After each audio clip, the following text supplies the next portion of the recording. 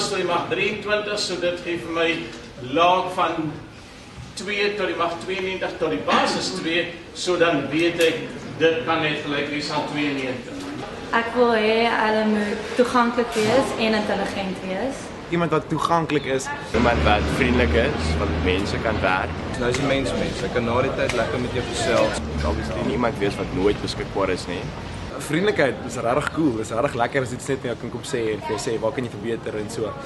En hy maak moeite met jou. Jy kan na die klas altyd vir hom gaan vra en hy help jou met 'n smile op sy gesig. Ja, passie speel definitief 'n groot rol. As iemand passievol is vir sy vak, dan dra dit oor op die studente.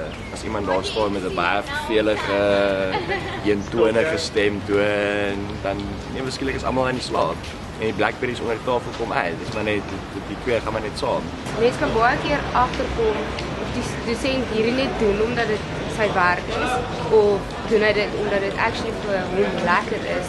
As hy daar gaan staan en sê okay, hier is nie belangrik nie, hier is nie relevant nie, dan gaan jy ook dieselfde voel. So die ouens wat ook dit ook dan sit meer as net as 'n klas, 'n bietjie meer van ervaring as hy 'n passie het oor sy werk. Praktiese ervaring is vir my baie belangrik. Ek wil weet dat my dosent het al ervaring in die werkplek opgedoen en hy weet presies waar dit gaan in die werkplek. Wat is prakties nodig in plaas van net teoretiese kennis. Actually is giving a student knowledge so that they can use it in practice, not just giving a student knowledge to have knowledge. So 'n werkservaring is ontsettend belangrik. So moet iemand wees wat 'n kenner is op sy vakgebied, iemand wat weet waarvan hy praat. Wat ook ervaring het en al gewerk het en voorbeelde uit die handboek kan uithaal en dit toepas en sê hoe hulle dit op buite gesien het. Iemand wat al in die buite gewerk het, wat nie net daar staan met 'n handboek die hele dag nie. Wat my praktiese voorbeelde kan gee. Ek sal amper sê beide kante, studente moet gaan vakansiewerk doen en dosente moet 'n paar jaar in die praktyk werk.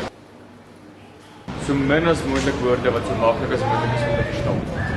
Vir my 'n goeie dosent is 'n tipe ou wat jou aandag kan trek en hy kan spesifiek met jou praat en 'n voorbeeld en 'n konsep oordra sonder om self 'n voorbeeld te gebruik. Dit is wat my goeie dosent maak. Nie iemand wat noodwendig slim is nie, maar iemand wat daai talent het om kan verduidelik. It's basically being able to explain the work that you're busy doing in a clear and concise way.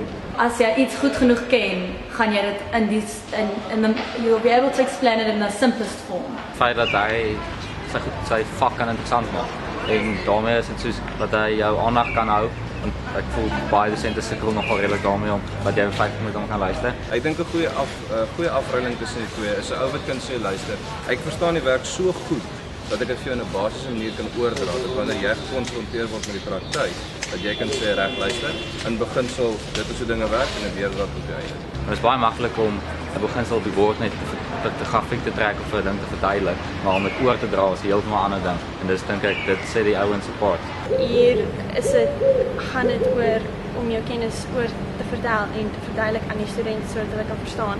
Hulle sê altyd those who teach can't do, maar ek dink dis glad nie waar nie. Ek dink die belangrikste ding definitief is om goeie verhoudings met die studente te kan hê en die inligting te kan oordra. Dit help nie jy het 'n goeie kennis oor die inligting en jy kan dit nie aan studente tuis maak en vir hulle die konsepte. Veral 'n dosent wat 'n moeilike konsep maklik kan verduidelik en dit kan tuisbring by 'n student. Ek meen dis goed dat jy jare gaan bybly.